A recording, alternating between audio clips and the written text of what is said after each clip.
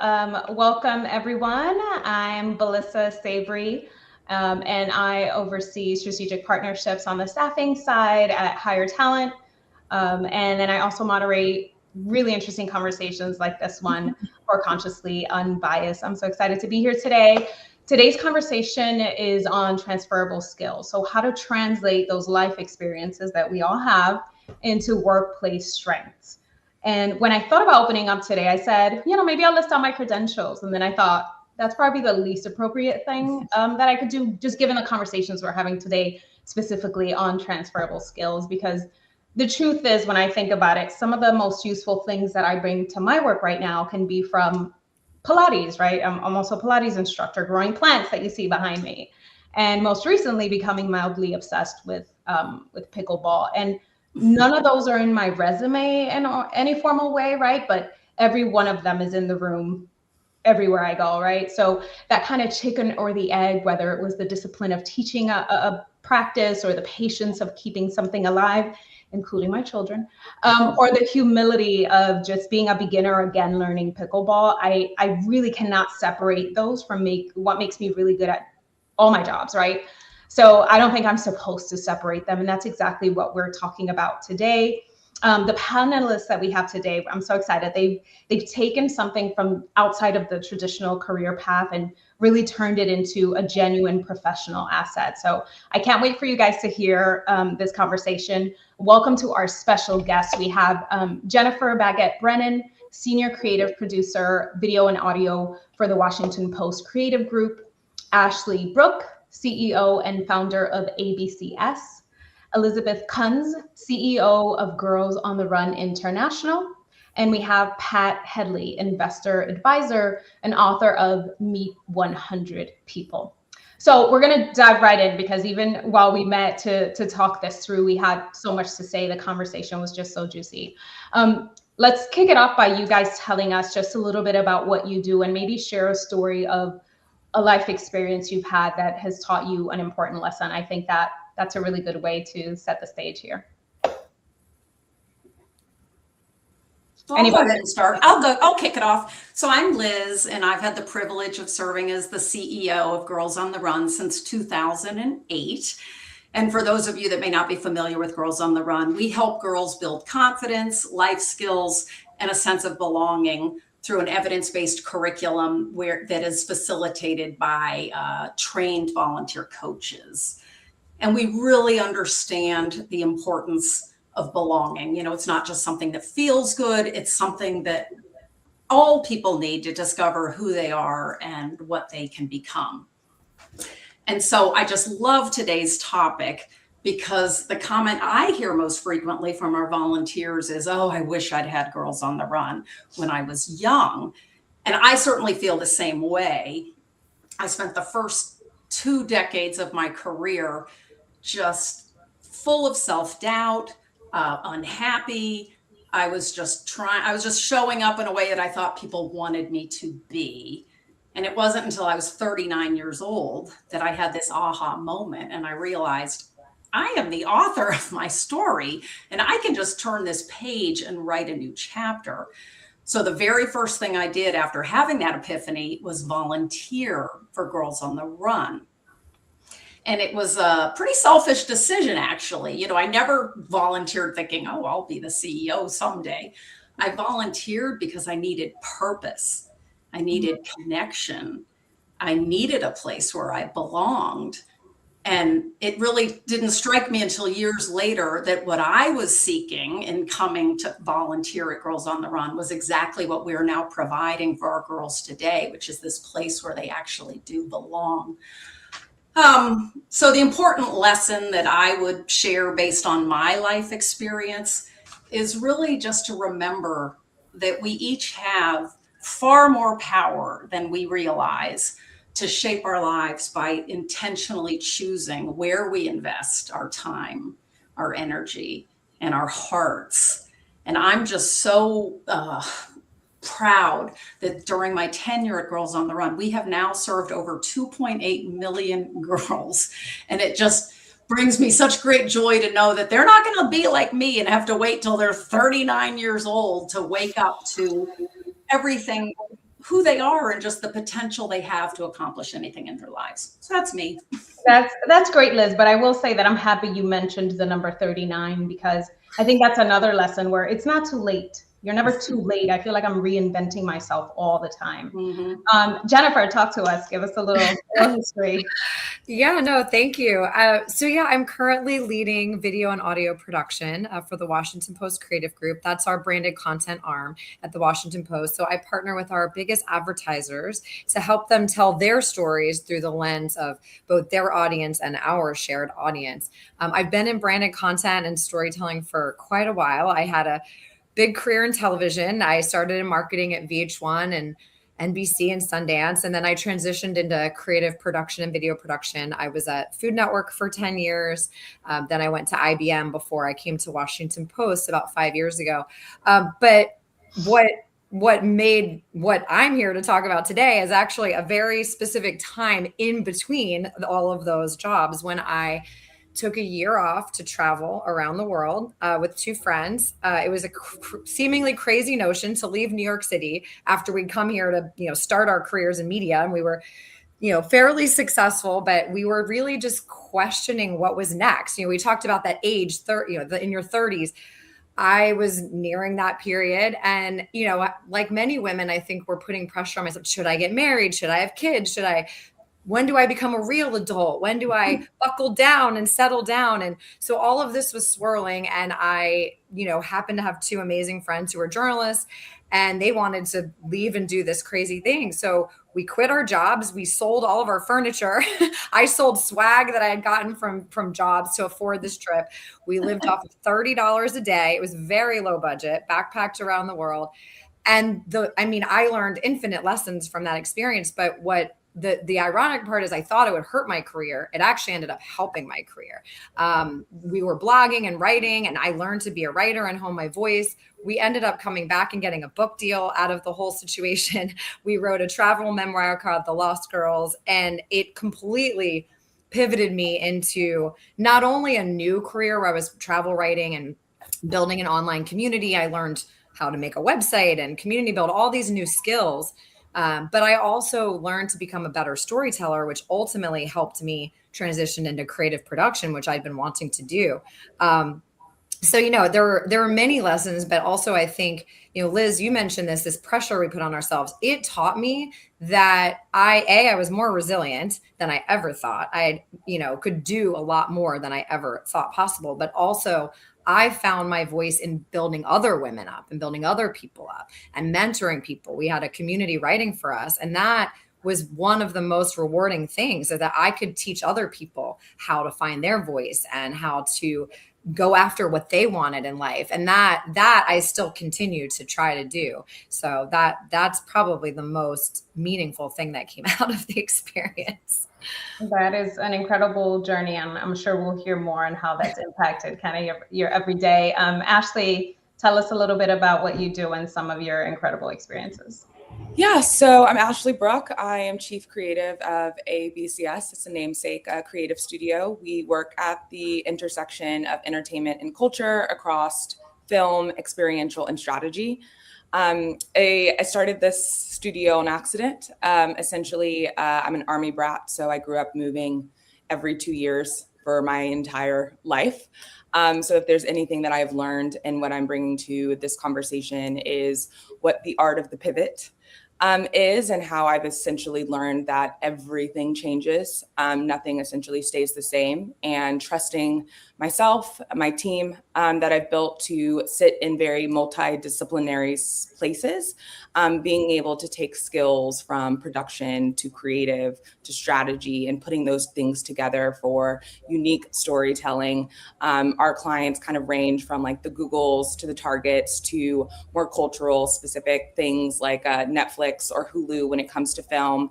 I produce documentaries. I started my career in PR, so I definitely have a comms and marketing background. My career kind of moved the same way that I did growing up. So I will say that leaning into corporate structures and then figuring out that didn't work, leaning into culture, figuring out how that actually works behind the scenes, and being able to kind of pivot with the state of the industry I work in entertainment and it always changes. So I think being able to take those transferable skills of how I've grown up and how I've understood what change really is and what change requires out of you, especially as a creative, and how to kind of step into your power and step into spaces and really trust that something you may not think is helpful ultimately is. And I do think that there's a uniqueness to being across multiple sectors of a business and creating your own roles and creating what roles look like and redefining what that looks like. That best kind of speaks to you, whether that's a creative or any other industry, and what speaks to the business and what speaks to innovation overall. That's, I feel like I'm hearing a little bit of a common thread with a pivot. There has to be some kind of travel. There has to be some kind of change. There's a constant change. And I think without those experiences, I have colleagues and friends who are just scared to take the jump, right? Because it's not always greener, whether that's a new job or rather taking some time off. And I just think hearing more stories like this couldn't have changed my life if I wouldn't have made a change, is such an important conversation. Thank you, Ashley. Pat, talk to us. Sure. I'm Pat Hedley. And what I've loved so much about the conversation so far is that if I looked at any of your resumes, I wouldn't have known your stories. And I think the same is true for my LinkedIn. You have what you put on your bio or your resume, and it's not the full picture at all. So I spent almost 30 years at a global investment firm. And since then, I've been investing in and advising growth companies. And so that's kind of the first story. But the second story, and each of you have shared a little bit of that. My second story is I'm a daughter of immigrants. My mom was an entrepreneur. I grew up seeing what that was like 24/7. She inspired me throughout my life. I love working with entrepreneurs. That's what I've done. I love helping female entrepreneurs in particular. And one of the things I've learned over the course of my career is the value of relationships and how people really are the crux of everything that happens in your life. And so I wrote a book called Meet 100 People. The goal was really to pay it forward, to provide some advice I wish I had when I was first starting out. My parents were not well networked. That was not, everything was somewhat new to us. It's advice that I give to my 3 adult children, who I'm happy to say are gainfully employed. And it's advice I follow myself. And I think it's a really important consideration for any of us and all of us that relationships really do matter in whatever you do. And telling your second story provides greater connection and opens up those relationships in a very different way than you might expect. That's beautiful. I think that, those life experiences, when you can share them in such a big platform like we're doing today, is definitely paying it forward. Jen, I'm going to dive straight into you because I think this travel year is something that is so top of mind for so many people, because I love to travel. I want my kids to love to travel, and so when you took that time off to travel, did you think that it would hurt your career? Because that was a word for me, but it's also a privilege, right? Some people can't do that, but you were able to do it. Sounds like you sold a lot of your stuff to the time. Did you think it would hurt your career? And then yes or no, but then did you market or frame this experience when you returned? Because it sounds like it didn't hurt it, but did you think it would? Absolutely. Out of the 3 of us, the 2 women I travel with, I was the most terrified that it would impact me because I was the television person. I was in the corporate world. I defined work as putting on some sort of outfit that, that framed you as a professional, going into an office and working 9 to 5.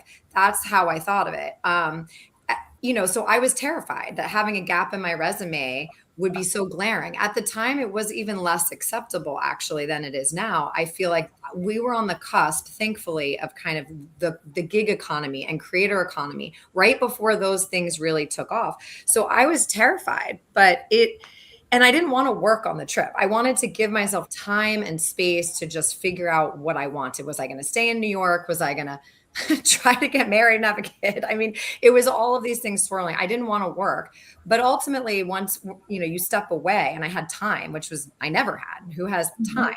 We had a dedicated time to just explore what it was that got me up in the morning. We volunteered on a farm in Kenya. We worked with preteen girls, mentoring them. We taught them how to write plays, one of which is still performed apparently in the villages nearby. We went and studied yoga in an ashram. We went on big life-changing hiked the Inca Trail. And I met people from all over the world who had done the exact same thing. We weren't exposed to people like that. Everyone was working, grind in New York. So I met people that were freelance writers and producers and filmmakers and content creators. And it really opened up a completely different world for me. So I did end up ultimately able to sell that through when I got back. I mean, we never anticipated doing a book. That was just not on the radar. So of course that helped. But I was back in New York, no money, living on people's couches, figuring out what I was going to do. And I literally was bullish about putting my resume together and outlining every single skill that I had learned, from building a website, managing a budget, telling stories, multimedia. And I just tried to really push, but I also realized I could be freelance for a while. That was something that was terrifying to me before I did this. I wasn't going to be freelance. I couldn't afford it, or I couldn't make that work. But this gave me the confidence to say, you know what? I don't have to get a corporate job again. I'm in television, I'm in media. As Ashley said, it's always changing. So I leaned in and I worked my network, and that's ultimately what allowed me to become a creative producer, something I'd been dreaming about doing. So it's really just getting that time and space away. I think building new skills, whatever that means to you, learning a new skill, taking a class, getting a certification. If you're able to take time and travel or take a sabbatical, there's so many things that you can fill that time with that will really springboard you into whatever the next thing is that you want. So that's really my kind of broad takeaway for anybody in any industry. Yeah, I think that's a good perspective to say that it's a little more accepted today than it looks cool on your resume now. I think we had a lot more to worry about back then, just the gap. Ashley, you kind of similar, but not, because you went from the corporate agency side to side hustles to then just being like, I'm going to create my own company, a business that's now celebrating 10 years. So congratulations. Yeah. How did you do that without a digital presence?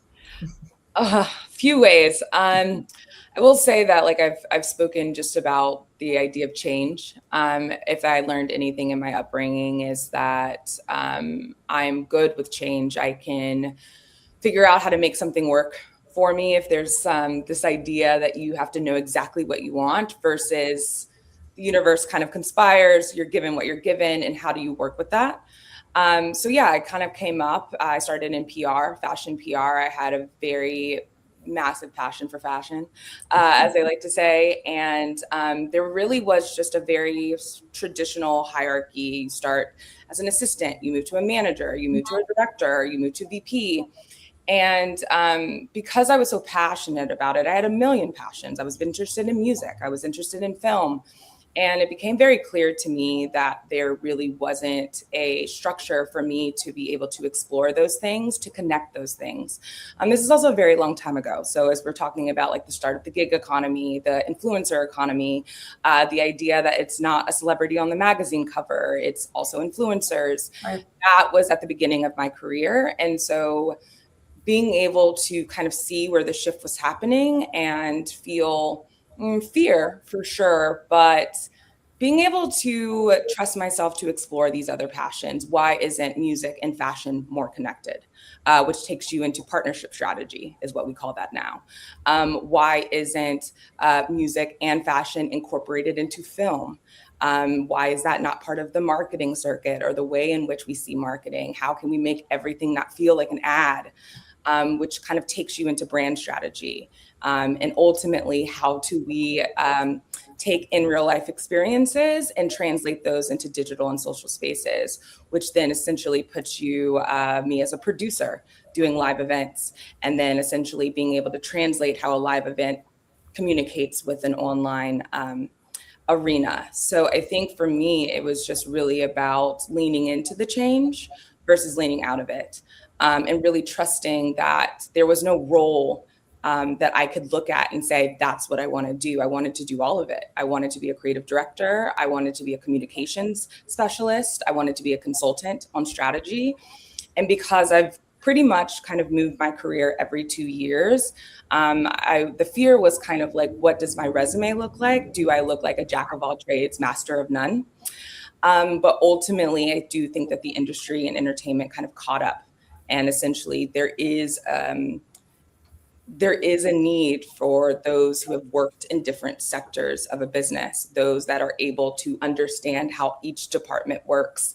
What we learn is that every department, especially in corporate world, owns what they do. But someone who understands what everyone does is an incredible, useful person. And that allows you to kind of lean into your skill sets as they see fit and translate those skill sets into a very unique position that we kind of made up. I think at the time when I started my career, creative strategy didn't exist. Wow. There's a strategist team, and then there was a creative team, editorial, etc. And I think that, with the changes of the industry, we do see a lot more of like creative strategy being a real role. And I do think that having different experiences, I like to say that I'm a left brain and right brained human being. I see creative from a very operational lens. Is how do you make creative happen? I do still have a very much a producer brain while I'm just translating a look and feel. And I think that specialty is what got me very far. And instead of focusing, we can argue if I should have focused on my presence online and getting new business in that way. I kind of focused on being able to be good at doing a lot of things and translating a lot of things to people who are good at one thing.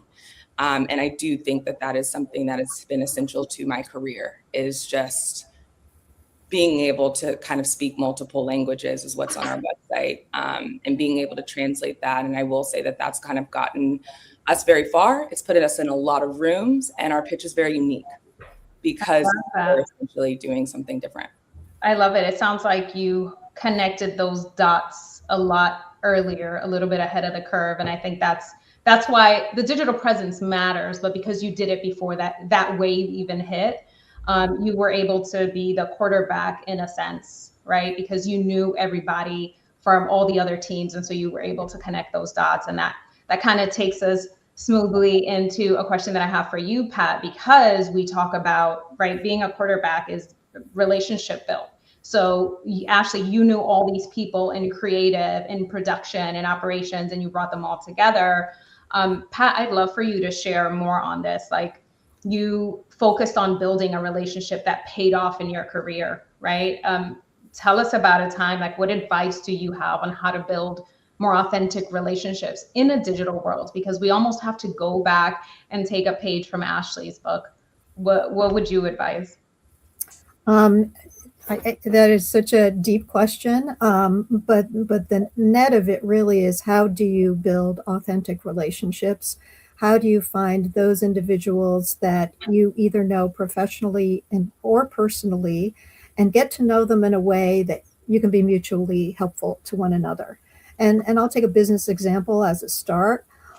So when I first started my career, we were investors. So we would find companies that we would back, and then we'd help them. And the CEO of the company was someone I interacted with regularly. And I did the financial analysis. He did all the other work running the company. And because we built a good relationship, I was responsive to what he needed. I did my job very well. We also built a good rapport. And he ended up being an incredible advocate for me within my firm. But the more interesting part of the story is how that continued over time. We did have a business relationship, but it was years later, after that, after the company was sold and I was no longer in contact with him, that I reached out to him just to have a lunch. And reaching out to someone that you knew long ago can open up brand new things that you would never expect. And so one piece of advice is treat every person as if that could happen. Mm-hmm. So Harry then opened up a number of new avenues for me. He ended up being one of the readers on the book that I wrote. He had written one too and asked me to be a reader, and encouraged me to write the book. He introduced me to bicycling because he had a group of friends that he invited for his annual Bike Your Age and Miles birthday bike ride. And my husband and I joined him. The first one I went to, he was 75 years old. And someone told me you need younger friends if you're going to bike your age and miles on the same day. But the short of it is that a business relationship can become a very important personal relationship over time. And you have to really think the long game in terms of how you talk to people and interact with people. And one other quick story, I remember getting my first rejection when I was interviewing. And the man who called me to tell me I was no longer proceeding did it in such a nice way that I never felt badly about it. And lo and behold, like 2 years later, he's the banker showing us deals, and I'm the one on the other side of the table, the potential client, right? So all of a sudden, the relationship's very different. Years later, I was in a very different role. I was actually helping our companies recruit senior executives, and he was looking for a role. Years after that, he became our neighbor. I mean, Wow. it's such a long cycle. This is somebody saying no to you, and how you treat people in various situations can have unexpected consequences. Years after that, we invested in a company together. So, who would have known that the person who said no to me, and fortunately it was in such an amicable way, would influence my life in a number of different ways going forward. So, again, one of the things I think is a little bit more American culture, which is to keep professional and personal separate. It's not necessarily true in other parts of the world. I do think it's okay to, at the appropriate times, inquire about somebody's life, ask them about what's going on with them. It's okay to mix the professional and the personal. In fact, that's how you build deep and long-term relationships. And, so much of it is, what is your life experience outside of work? Because none of us here are just the person that is behind a computer screen or interacting on a transaction. We're all human beings who have other lives, and sharing those other lives and showing that you can be resilient, you can learn quickly, you're okay with change. Those are the qualities that are going to matter much more long term than whether you can fill out the spreadsheet a certain way. I mean, AI is going to be doing that. Trust me. The human part, AI won't be able to do. Absolutely. I tell my kids that all the time. Liz, let's talk a little bit about your work with Girls on the Run. 96% of the alums that come out of the program say that this was different from any other sports that they did in school because of the inclusion, the life lessons, the curriculum. But on the flip side, I think what we don't talk about enough is, what are some of those biggest lessons that you hear from the coaches themselves? Like, what do they take away from this volunteering and how they apply it into the workplace, and if they do? Yeah, I loved Jennifer's response about how travel really helped her cultivate new skills, because that's the same thing that happens with volunteering. And one of my favorite things that our coaches tell us is that, oh yeah, I'm going to get involved and volunteer because I want to make a difference in the lives of the girls. But then what they quickly realize is, oh my gosh, this curriculum and what I am learning is really having an impact on my life as well. Because to Pat's point, all we're teaching are human skills that she was just acknowledging. So with our curriculum, our coaches are learning to become better listeners and communicators. Our coaches are learning to appreciate differences. They're building their confidence to advocate for themselves and others. They're learning to better collaborate and better able to resolve conflicts with empathy. They remember to pause. Such a big part of our curriculum is emotional management. So they learn to pause and realize, what am I feeling and how am I reacting, before just to be intentional in a response during a difficult conversation. And lastly, we all experience negative self-talk. That's something that's just part of being human. But they're learning too, and becoming better equipped to catch it and quiet it quickly.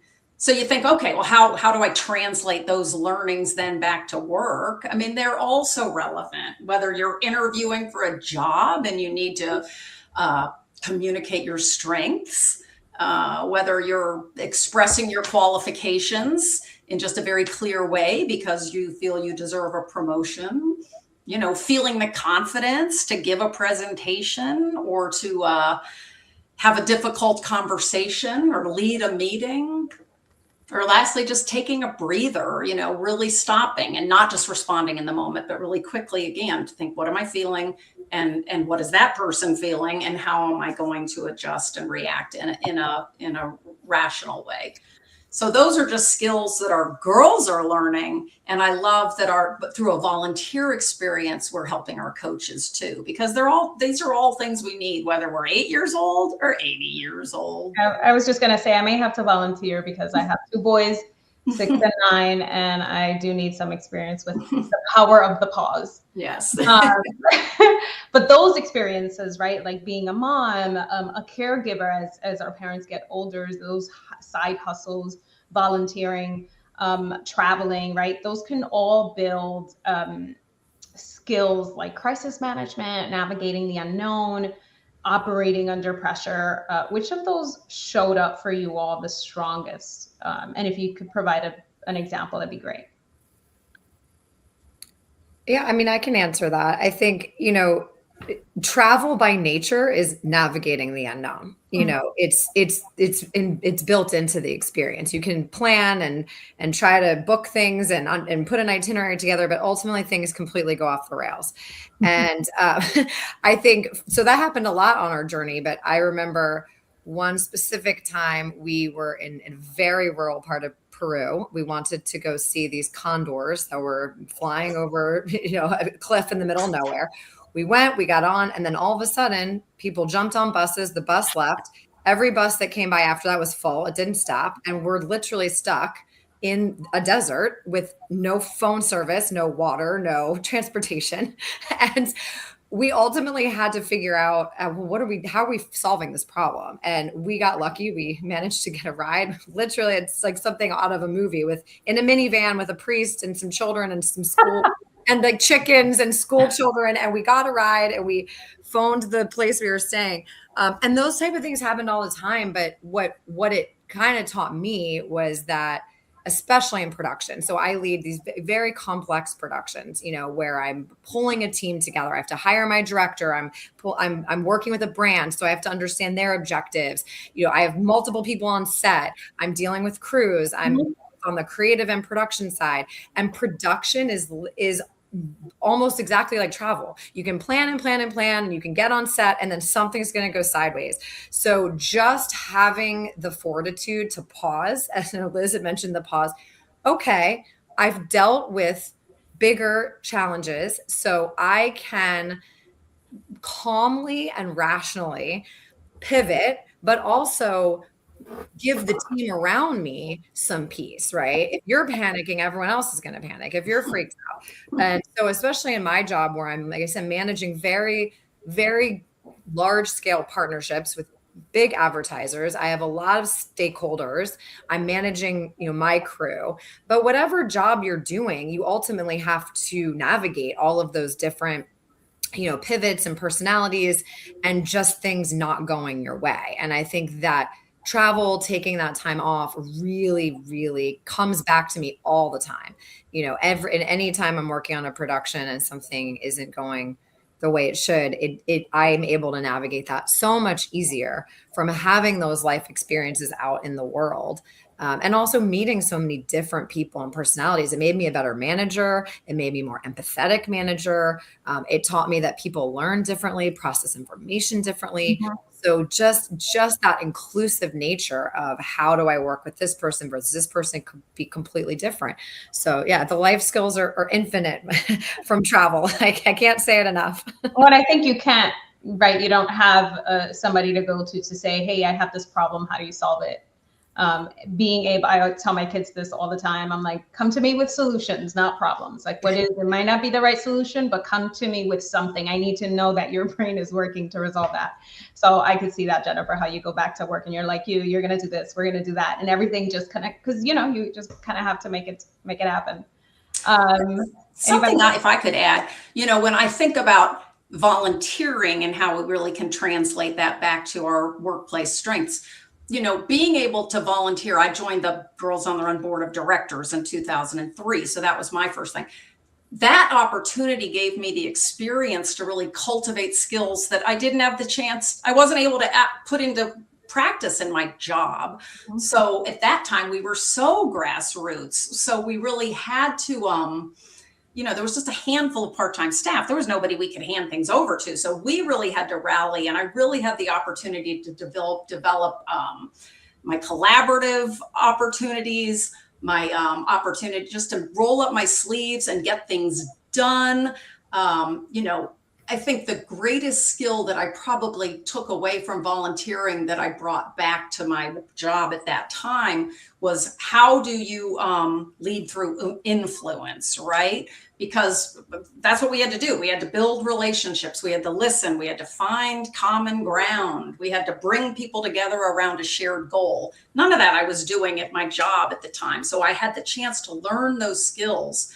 And what I just love is that those skills that I learned as a volunteer, I now utilize every single day as a CEO. I mean, they're just so relevant to really any job we're in. We talked earlier about the importance of the human skills. So that's what I would just add on to Jennifer's comments. I have one thought for people too, and that is this notion of how you navigate difficulties. A lot of people think that's not a topic to talk about. In fact, I think that's one of the most important topics to talk about. And if you're an interviewer, to ask. I think the question of what have you gone through that's been difficult for you and what have you learned shows an awful lot about a person. I mean, and it can be answered through a work difficulty or a personal or life difficulty. And, that reveals whether you can pivot, adjust, solve a problem, ask other people for help, because not a lot of people are able to do that effectively.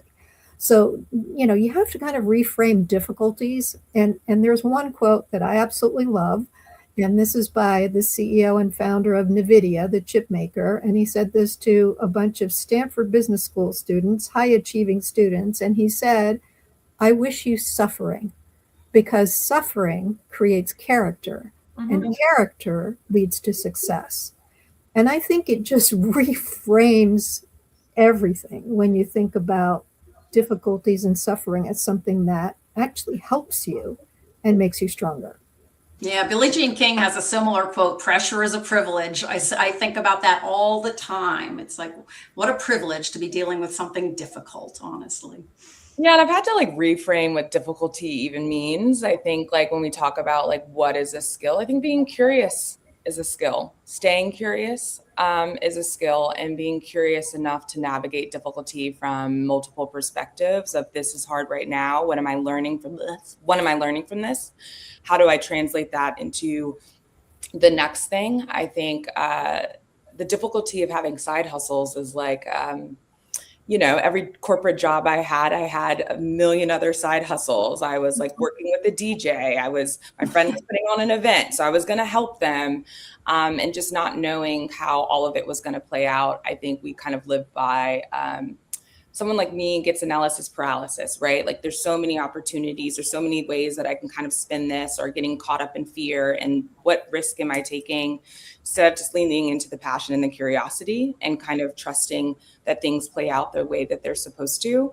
And when it comes to side hustles, maybe not operating from the place that side hustles have to be the main hustle. You never quite know. I think that my career, again, it wasn't on purpose. I didn't set out to start a company. It's really about the curiosity through the difficulty and being able to kind of see a bigger picture. And if you don't see a bigger picture, making a decision. I think that there's a saying that we go by in our office is like, it's not necessarily about making the right decision, it's about making the decision right. And I think that comes with going through a lot of challenges and difficulties and being able to kind of see how that helps you get to the next place, because literally you never know how everything ultimately plays out. In the moments, I look back and laugh at the things that I was like in the trenches of, to where I just look back at it now and it's like, there's no way I would be here if I did not have that experience or did not learn taking on too much and what that can mean for you, and being able to kind of trust yourself. To me, is a skill that you only learn by going through challenges and difficulties.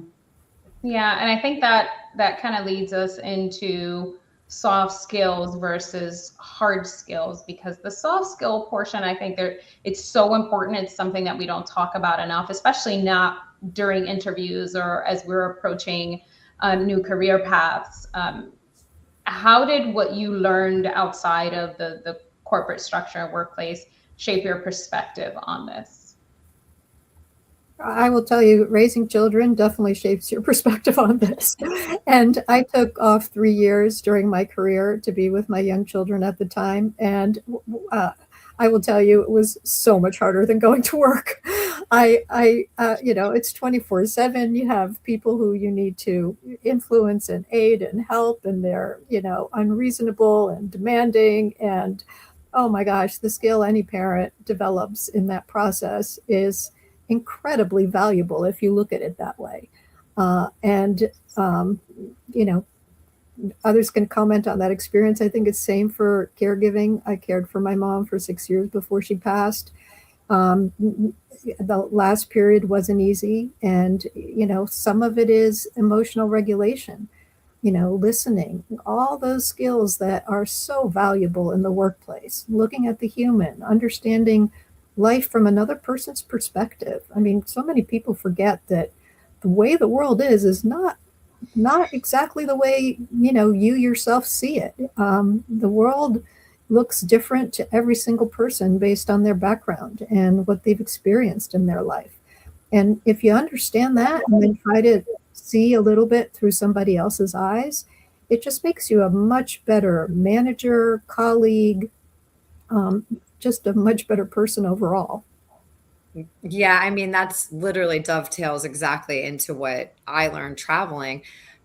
Because to your point, there are so many different types of people, and we're all going through our life from our own lens. But to be able to see the world through somebody else's lens and respect that it's not the same as yours, I always feel like travel makes most people more tolerant, more accepting.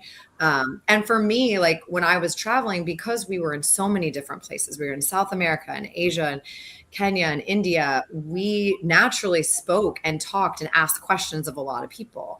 And so at the time in my job when I left, I wasn't, because I was on the marketing side, I wasn't doing as much storytelling and interviewing and than I am now. And so what I learned on the road traveling, just speaking to people, asking them questions, listening to what they're saying, being able to kind of absorb their story and reflect it and not put your own judgment on it. That ended up being a critical skill for me. Now I interview a lot of people from C-suite to, I just interviewed journalists who are living in exile because they can't live in their countries anymore. And every single person I interview, I bring that skill, those softer skills, right? It's not a hard interview. It's how do I ask you the right questions? How do I understand where you're coming from? How do I help you tell your story? That's my job now, is to help brands and people tell their stories.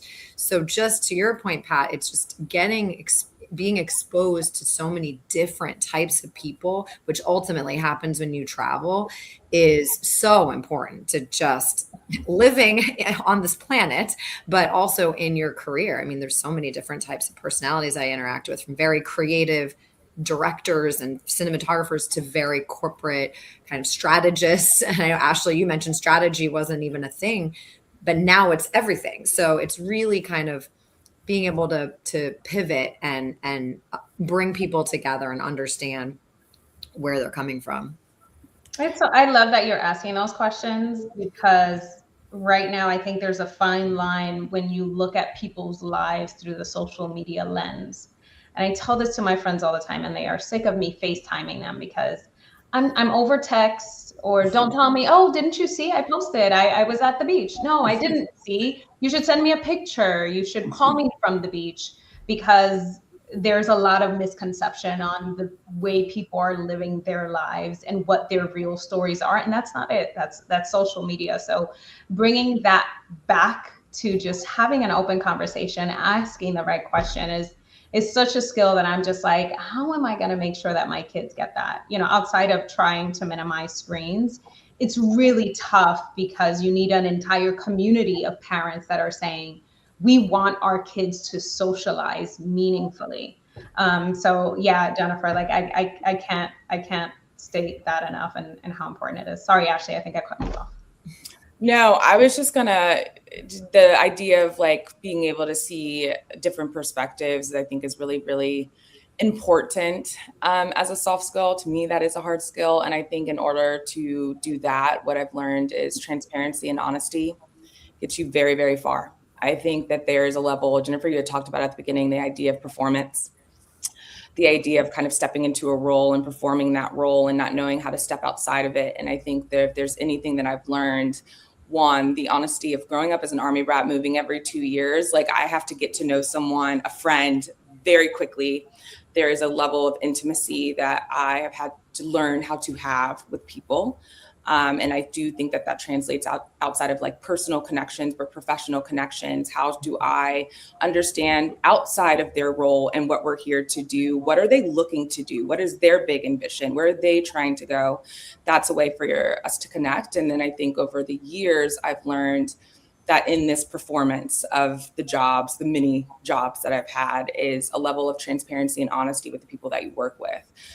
This is what I'm trying to do personally. This is what our goal is for this project. And I do think that that allows for a different level of connection that essentially translates into the relationships that takes you from one job to another job, which is essentially kind of how we've even gotten here. But yeah, I think that transparency requires trust, that you will be accepted, or not really giving a fuck if you don't. But being honest also, I do feel like the world kind of conspires around being able to ask for exactly what you want, say exactly what you're trying to do. And if you don't know, say you don't know, and I have been shocked by how many people will conspire to help me when I ask for help, when I'm honest about needing it and honest about what I'm trying to do and where I'm trying to go. And I do think it's really important to be transparent and honest, because I do think that that helps in understanding other people's perspective and their own ambitions and what they're going through. And it just creates something that's a bit more intimate that I think makes better work in general. Wow. Yeah, I don't think there's anything I can add. Each of you so beautifully articulated it. I think the only thing I would say is I don't love the term soft skills, because I just don't think there's anything soft about it. You know, when we think about the qualities that each of you just discussed, you know, those are the things that make us exceptional leaders, exceptional employees, exceptional human beings, you know? So I just don't think soft skills is the right term. I think they are human skills. And everything we teach at Girls on the Run, whether it's teamwork and resilience or self-expression or curiosity, empathy, emotional regulation, you know, they're woven into our curriculum, and that we apply them week after week. And that's just so intentional, because these aren't skills that you're just going to develop in a single conversation. You know, they really are developed through repeated practice and real life experiences. And I just want to little tout out, you know, we know this approach works because we evaluate our outcomes, and we've got so many data points, but just in the essence of time, I'll just share that 91% of our alums say that Girls on the Run help them to learn and resolve conflict. So certainly something we all need in the workplace. And 90% say it positively influenced how they see themselves. And isn't that what we all want? We want to positively see ourselves. So that's just a few final parting comments on soft skills. And Ashley, I feel like you kind of answered this question, but I'd love to hear from you again if you have something specific to add here and the rest of the group. One sentence, for advice for someone who's been dimming their own life experience to seem more hireable, right? Because this conversation is all about doing the opposite. Trust your gut and trust yourself. I think the right people find you. Beautiful. Enough said. Liz, what you got for us? Well, as a person who started their career in corporate America in the 1980s, I'll just say I certainly understand that dimming our light. That can be a real survival technique. So I want to acknowledge, I understand why that may happen for many of us. So I think my one sentence piece of advice really would be, figure out what is it that gives you energy, that gives you meaning, that gives you purpose, and then intentionally build your life in a way that gives you more of it, and it takes time to really reflect on what inspires you. For me, it was, I wanted to make the world a better place for girls and women. That was it. That was my focus. So you got to think about what fills your cup. Where do you lose track of time? When are you doing something where you're like, oh my God, that just flew by, and just figure out how to make those things a big part of your life. Yeah. Thank you. Jennifer. Honestly, for me, and I'm going to admit this on live broadcast, it's projecting confidence, even if you aren't feeling it. I had to walk into situations that I was not sure of because I was transitioning, from marketing or production or working on a set the first time. And I just had to walk in and project the confidence that I knew what I was doing, that I was managing it all, even if I didn't quite feel that way. And also, to me, what goes hand in hand with that is surrounding yourself with the right community and the right network of people who lift you up and push you hard to be better and bigger than you can. Because I needed those people to say, no, you are amazing. You can do this thing. So that's my advice, is always project confidence, even if you're not feeling it, but really build that community around you of people that lift you up. Everyone else just is not worth your time. Just find your network, find your people, and they will push you to be bigger and better than you ever thought possible. That's beautiful. Pat? I would say both share your second story and ask about other people's second story. And that is look for the human, and build that connection. So it really is about seeking, building, and nurturing connections, because in the end, it will make your work life easier. It will open up new opportunities for you, and you'll feel better about yourself in the process of making those connections and learning from other people and helping them. Leading with both authenticity and generosity, I think, go a long way. Ladies, this has been an amazing conversation. I want everybody to know more about the work that you are all doing. So let's go around the room. Where can people go to find out more about what you do and your work? I'll go Ashley Brooke, cs.com. Everything is there. The world of what we do is there, and where we're looking to go and what we're hoping to build in the future. I can go as well. So to find out about the career break that I took and the travel that I did, it's lostgirlsworld.com. And then my own personal website is jenniferbaggettbrennan.com. And that just has the real videos I've produced, the stories I've written. So both of those are resources. Pat? You can look up meet100people.com. And there you can see my TEDx talk, learn a little bit about my book. You can also go to my LinkedIn profile, Pat Hedley, just to see more about my background.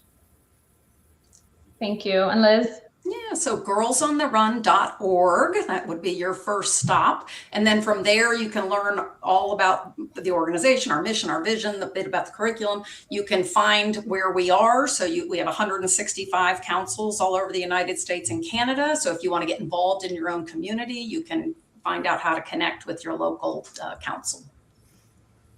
Great. Thank you so much, ladies. I think understanding that human connection is so important was a big takeaway for me.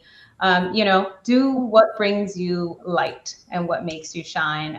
And what I've learned over the course of my career is that that's not always the moneymaker initially. But if it makes you happy, there will be a path forward. I appreciate everybody sharing your story. Everybody, we will include some of the links as to where you can find everybody's work today, and the LinkedIn Live will be available on the Consciously Unbiased and the HireTalent LinkedIn pages. Thank you, everybody. Have a blessed day. Thank Thank you. you. Thank you so much. Bye. Bye.